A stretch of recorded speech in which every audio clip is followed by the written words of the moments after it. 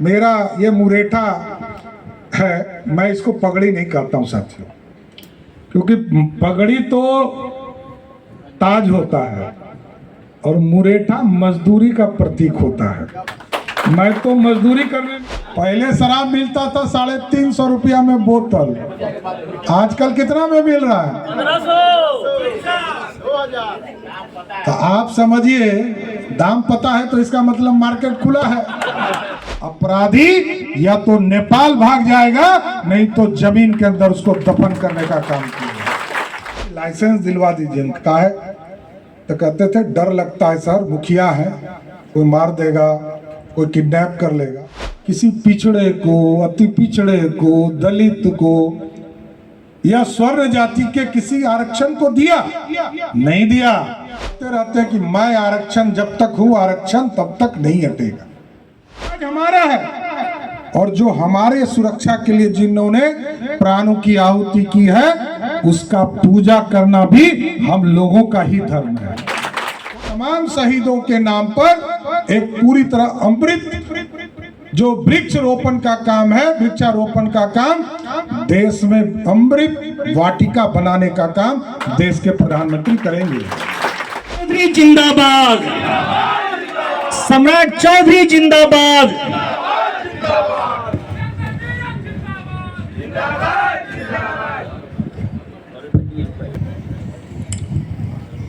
राष्ट्र सेवा मिशन के माध्यम से आज इस कार्यक्रम के संचालन कर रहे भाई राजीव रंजन जी, इस मंच के अध्यक्ष मुकेश कुमार सिंह जी, इस पूरे कार्यक्रम के राष्ट्रीय अध्यक्ष आदरणीय जितेंद्र नीरज जी, हमारी छोटी बहन और लगातार भारत का मान बढ़ाने वाली, पूरे बिहार की मान बढ़ाने वाली हमारी छोटी बहन और जमुई की लोकप्रिय विधायक आदरणीय श्रेयसी सिंह जी, आदरणीय अजीत सिंह जी, मनोज सिंह जी, भगीरथ कुशवाहा जी, विनय सिंह जी। गांधी जी ने इस देश में भारत छोड़ो आंदोलन की शुरुआत की थी और 9 अगस्त को प्रेरणा के साथ जो आप लोगों ने इसको जोड़ा है युवा संकल्प से, ये एक ऐतिहासिक दिन है और हम जितेंद्र जी और उनके पूरी टीम को विशेष तौर पर धन्यवाद देते हैं कि आपने ये ऐतिहासिक दिन चुना और युवाओं को मुख्यधारा में लाने के लिए संकल्प, 6 संकल्प को आप लोगों ने दोहराया है। आगे मैं इसकी चर्चा करूंगा और आप लोगों ने पूरे जिले में, पूरे जिला अध्यक्षों के माध्यम से 38 जिले के मैं देख रहा हूं, एक पूरा संगठन आप चलाने का काम कर रहे हैं साथियों। मैं आप लोगों से आग्रह जरूर करूंगा, देश के यशस्वी प्रधानमंत्री जी ने आज ही के दिन से 9 तारीख से लेकर 14 तारीख तक जो हमारे शहीद हुए हैं, चाहे वो पारा मिलिट्री के लोग हों, चाहे वो सीआरपीएफ के लोग हों, या भारत के सेना के लोग हों, या स्वतंत्रता सेनानी हो, उनके घरों में भारतीय जनता पार्टी या प्रतिनिधि हमारा जाएगा और 9 तारीख से लेकर 14 तारीख तक हम उनके घरों से मिट्टी लेकर आएंगे और ये अभियान 9 तारीख से लेकर 14 तारीख तक चलेगा। फिर हम 16 और 17 को, क्योंकि हमारा राष्ट्रीय पर्व 15 तारीख को 15 अगस्त के दिन होगा और 16 और 17 तारीख को हम पूरे बिहार में जितने प्रखंड हैं, यूएलबी है, जो नगर पंचायत है, नगर परिषद है, इसमें कलश में जो हमारे वीर सैनिक शहीद हुए हैं, उनके परिवार के घर के मिट्टी को लाकर उस कलश में डालने का काम करेंगे। और देश के प्रधानमंत्री जी ने तय किया है पूरे देश से 7500 परिवार के यहां से, ये 7500 ब्लॉक से, पूरे देश से हम कलश लेकर जाएंगे और देश की राजधानी दिल्ली में 29 तारीख को आदरणीय प्रधानमंत्री जी उन तमाम शहीदों के नाम पर एक पूरी तरह अमृत जो वृक्ष रोपण का काम है, वृक्षारोपण का काम, देश में अमृत वाटिका बनाने का काम देश के प्रधानमंत्री करेंगे।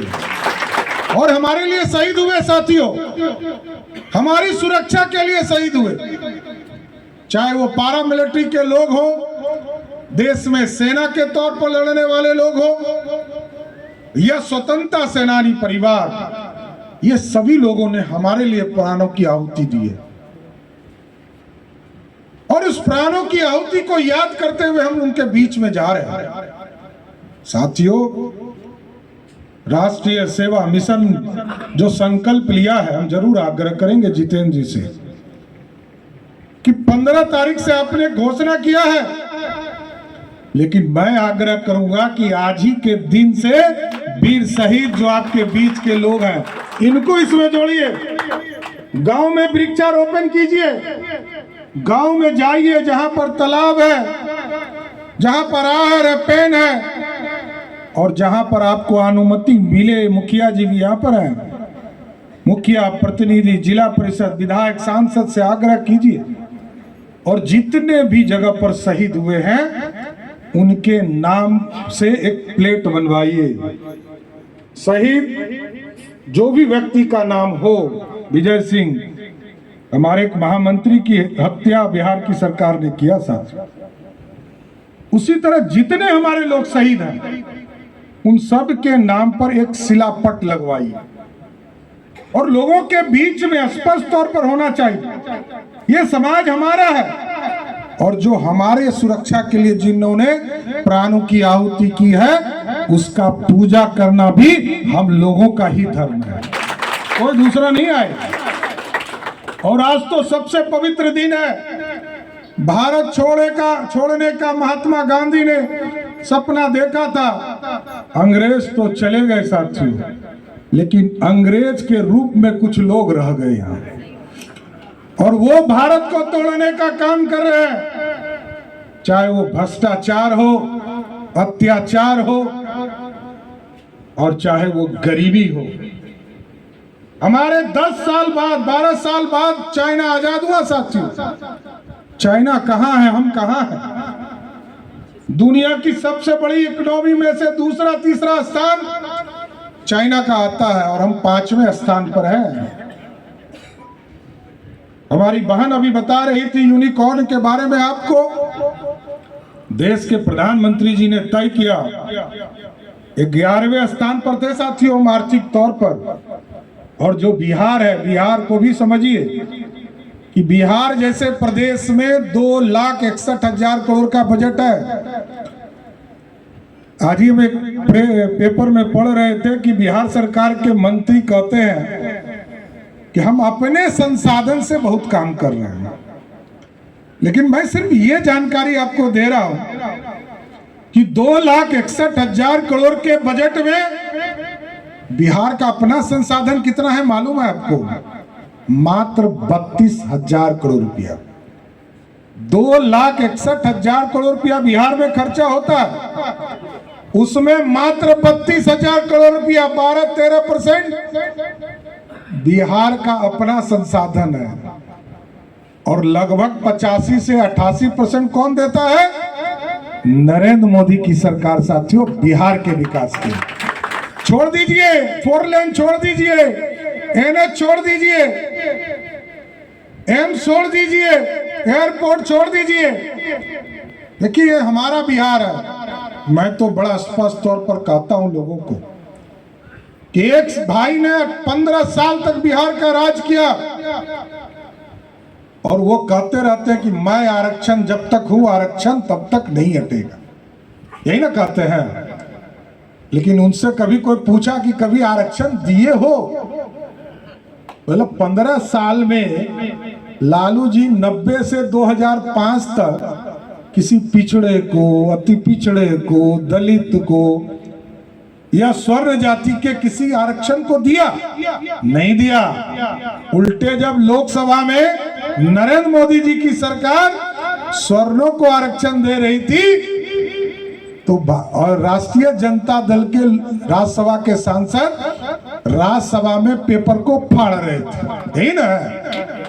और उसके बाद वो पार्टी कहती है कि हम तो सबका साथ A to Z की पार्टी है। कहती तो बड़ा अच्छा बात है, पिछड़ों को तो लुभाने के लिए बहुत बात करते हैं, लेकिन किसी के लिए किया हो ये तो जानो। देखिए साथियों, इस देश में आरक्षण लागू हुआ और जब जब जिसकी जरूरत थी तभी लागू हुआ। 1939 में अंबेडकर और गांधी जी के सामने एक स्थिति उत्पन्न हुई कि दलितों को हिंदुस्तान के साथ जोड़ना है।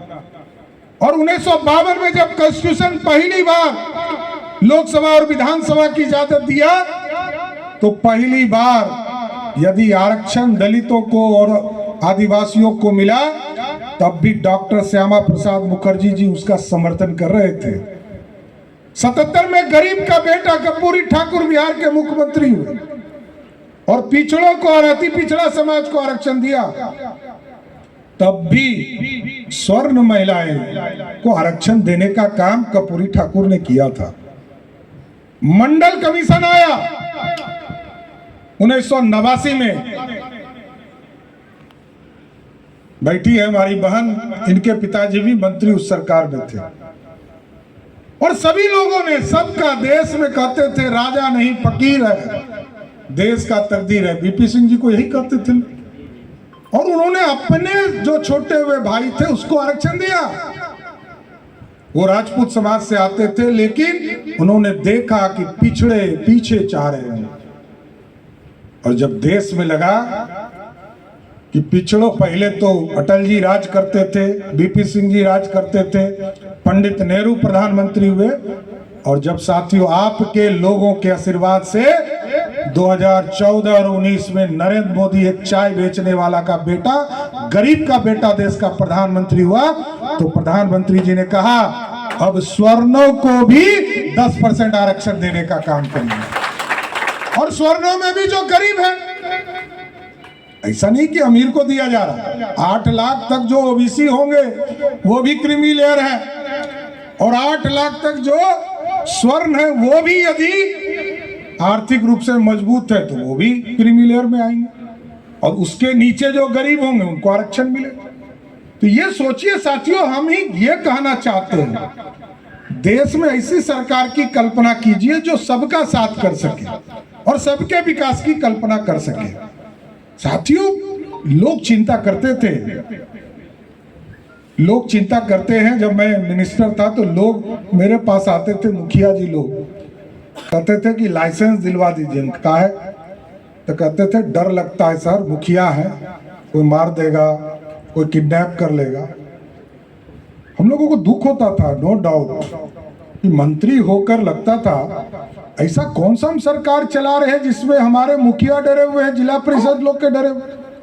वैसे तो मैंने तुरंत मुख्यमंत्री की सहमति से ऑर्डर निकाला और कहा जितने प्रतिनिधि हैं सबको जिलाधिकारी तुरंत इनको सुरक्षा या लाइसेंस देने का काम कीजिए। पता नहीं मुख्यमंत्री जी को दुख लग गया। अरे भाई, हम जब सुरक्षा नहीं दे सकते हैं तो हमको तो सुरक्षा का उपाय बताना पड़ेगा ना।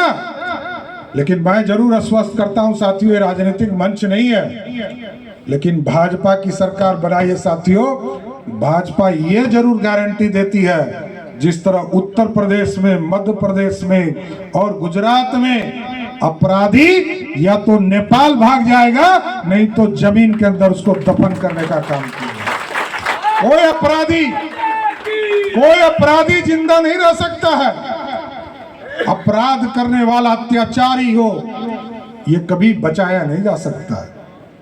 आज तो रोज आप देखते होंगे कोई बालू माफिया है, कोई शराब माफिया है, वही सरकार में बैठा है। और बिहार में नौजवानों की चिंता देखिए कैसी है। 10 लाख सरकारी नौकरी मांगा, हम लोगों ने आंदोलन किया, मेरे 1200 कार्यकर्ताओं के देह पर लाठी चलाने का काम किया। 1175 लोगों पर सीधा लाठी अटैक किया बिहार की पुलिस ने। और जब कटिहार में लोगों ने बिजली मांगा तो बिहार की पुलिस ने गोली मारने का काम किया। क्या ऐसी सरकार आप रखना चाहते हैं? ऐसी सरकार के खिलाफ लड़ना होगा साथ। नीतीश कुमार जी जब महिलाओं को देखते हैं तो कहते हैं कि मैंने तो शराबबंदी कर दिया। हम अपनी बहनों से को सिर्फ ये बताना चाहते हैं, 2005 में जब नीतीश कुमार जी बिहार के मुख्यमंत्री हुए साथियों, तो बिहार में 987 शराब की दुकानें थी, क्योंकि पहले ब्लॉक में, अनुमंडल में और जिले में खुलता था। और हमारा प्रखंड जो है 534 है, 101 अनुमंडल है और 38 जिले हैं। सबको मिलाने के बाद भी 987 से ज्यादा दुकान नहीं खुला था। और जब 2016 में नीतीश कुमार जी ने यह घोषणा किया कि शराबबंदी का कानून मैं लगा रहा हूं, तो आपको जानकर आश्चर्य होगा, बिहार में 11,000 से ज्यादा शराब की दुकानें थी। बिहार को शराबी किसने बनाया? नीतीश कुमार ने। और आज शराब कैसे मिल रहा है साथियों? पहले शराब मिलता था 350 रुपया में बोतल, आजकल कितना में मिल रहा है? 1500। तो आप समझिए, दाम पता है तो इसका मतलब मार्केट खुला है। तो साथियों ये समझिए, इस पूरे बिहार में शराब माफिया का राज चल रहा है। आज भारतीय जनता पार्टी यदि ये घोषणा कर दे कि शराबबंदी हम खत्म कर देंगे, तो आप सोचिए कि भाजपा को हराने के लिए शराब माफिया लग जाएगा। पूरे बिहार में लगभग 50,000 करोड़ का पूरा आर्थिक व्यवस्था चल रहा है साथियों। इसलिए साथियों हमको चिंता करनी होगी, कहां किस बिहार में हम हैं। गौरवशाली इतिहास हमारे यहाँ पंडित चाणक्य पैदा लिए, सम्राट अशोक पैदा लिए, और लगभग 200 वर्षों तक हम पूरे देश पे राज करते थे। ये भारत नहीं, इसका 3 गुना भारत। और आज हम बिहार को भी सुंदर नहीं बना पा रहे हैं। हम कह रहे थे कि 2,61,000 करोड़ का बजट है बिहार का, और बगल में है बाबा मुख्यमंत्री। उत्तर प्रदेश में कौन है मुख्यमंत्री? योगी बाबा। बाबा को तो लोग पूछता है कि पूजा वूजा कराएंगे, लेकिन बाबा ने क्या व्यवस्था खड़ा किया ये सोचिए। बाबा ने एक व्यवस्था किया, आपके यहाँ 3 लाख करोड़ रुपया खर्चा होगा और उत्तर प्रदेश में 42 लाख खर्चा होगा। आप सोचिए कि आपसे 14 गुना अधिक खर्चा उत्तर प्रदेश में होगा, और हमसे ज्यादा विकास 14 गुना होगा। जिस तरह गांव में गोतिया के घर में यदि अचानक अच्छा खाना, पक्का मकान बनने लगता है तो दुख नहीं होता है। हमारी पार्टी की सरकार है साथियों, लेकिन लगता है कि उत्तर प्रदेश इतना बढ़ेगा, ये नहीं चलेगा। हमको बिहार भी सुंदर करना है। और जिस उत्तर प्रदेश में आप देखिए, आज 12 एयरपोर्ट्स का निर्माण हो गया, और बिहार में मात्र 1 एयरपोर्ट का निर्माण हुआ। पिछले 8 साल से आप देखते होंगे कि पटना एयरपोर्ट पे काम हो ही जा रहा है, लेकिन इसके बाद भी जब भी आप लैंड कीजिएगा तो अचानक ब्रेक ही लगेगा, क्योंकि उसका कोई व्यवस्था नहीं किया गया। अब सोचिए कैसी सरकार चल रही है। हम अपने लोगों की सुरक्षा करेंगे ना, सारे चीजों को छोड़कर अपने लोगों। कौन आता है बिहार में? बिहारी आते हैं, और बिहारी की सुरक्षा हम नहीं कर सकते हैं। बिहारी अस्मिता का सवाल है। 14 करोड़ बिहार के लोग हैं, इसको पूरी तरह सुंदर बनाने की जरूरत है। इंडस्ट्री यहाँ खड़ा करना है, और हम तो देश दुनिया में देख रहा हूं। मैं अभी गुवाहाटी गया था साथियों, उन्होंने बताया 41 लाख लोग हम असम में रहते हैं। अब सोचिए, दिल्ली में 70 लाख लोग रहते हैं, बॉम्बे में 50 लाख लोग रहते हैं, पूरे देश में 4 करोड़ लोग रहते हैं। अब इसको लौटाकर बिहार लाना है, तभी बिहार सुंदर होगा। जिस दिन बिहारी बिहार लौट कर आया साथियों, उसी दिन समझिएगा कि बिहार बदल रहा है। और ये बदलने की पूरी कल्पना करनी है, और नौजवानों को पूरी तरह यूनिकॉर्न से जुड़ना पड़ेगा, क्योंकि एक तरफ ब्रेकिंग इंडिया वाले लोग हैं, एक तरफ भारत को तोड़ने वाले लोग हैं, और एक तरफ मेकिंग इंडिया में नरेंद्र मोदी की सरकार स्थापित है, और तीसरे तरफ लुकिंग इंडिया है। हमको लुकिंग इंडिया की तरफ नहीं रहना है और ना ब्रेकिंग इंडिया का साथ देना है। यदि इस भारत का निर्माण करना है और देश और दुनिया में अपनी डंका बजाना है, तो मेकिंग इंडिया का सपना हमको साकार करना पड़ेगा। ये नया भारत बनाना पड़ेगा।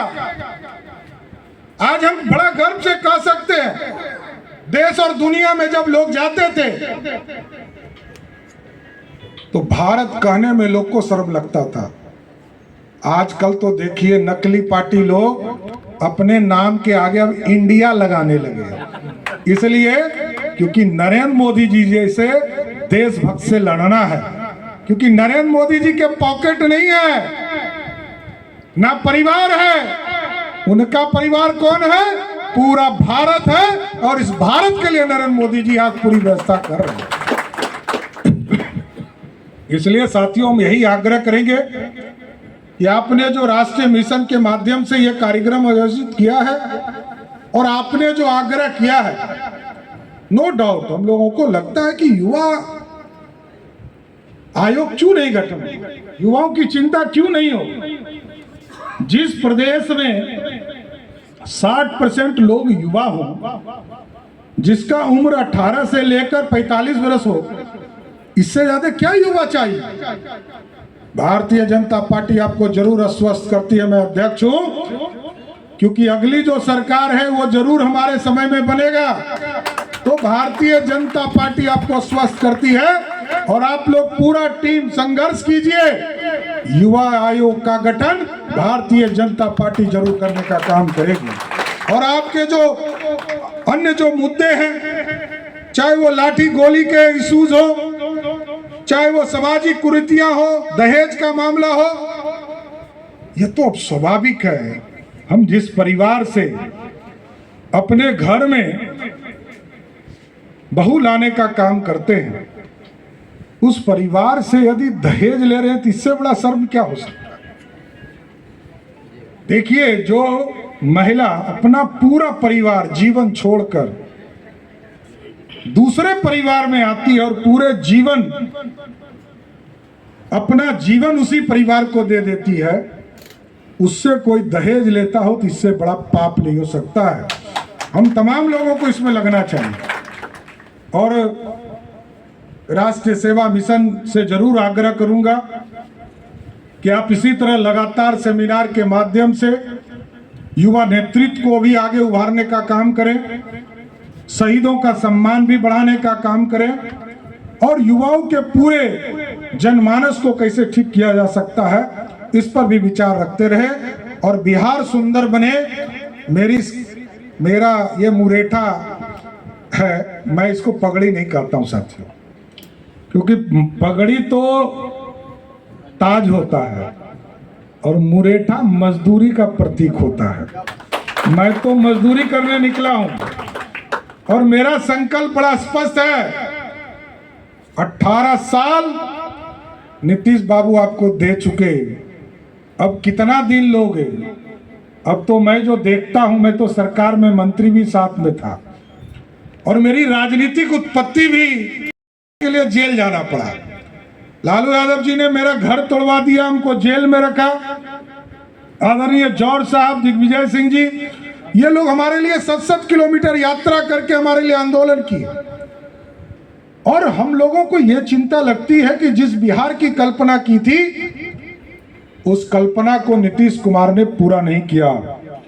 इसलिए हमारा आंदोलन, हम विरोध करते हैं, और ये मुरेठा उसी दिन उतरेगा जब नीतीश मुक्त बिहार की राजनीति को बनाने का काम करूंगा साहब। इसलिए आज राज सेवा मिशन के तमाम साथियों को विशेष तौर पर धन्यवाद देते हुए कि अब मेमोरी लॉस सीएम का रास्ता बंद कीजिए, क्योंकि गजनी फिल्म याद है ना, वहां का हीरो जो है याददाश्त भुला जाता है। तो नीतीश जी कल कहे कि 100 वर्ष का ही जीवन बचा है, इसके बाद जीवन नहीं होगा। अब बताइए, अरे मुख्यमंत्री हैं भाई, कुछ तो आप इज्जत रखिए बिहार का। नीतीश बाबू अब बिहार को मुक्ति दीजिए, क्योंकि कब क्या बोल दीजिएगा ये कोई नहीं जानता है। इसलिए बिहार को बदनाम करना बंद कीजिए और बिहार में सुशासन सेवा का पूरा रास्ता मार्ग प्रशस्त कीजिए। हम तमाम लोगों को, सेवा मिशन के इस पूरे टीम को विशेष तौर पर धन्यवाद देते हुए अपनी बात को विराम देता हूं। धन्यवाद।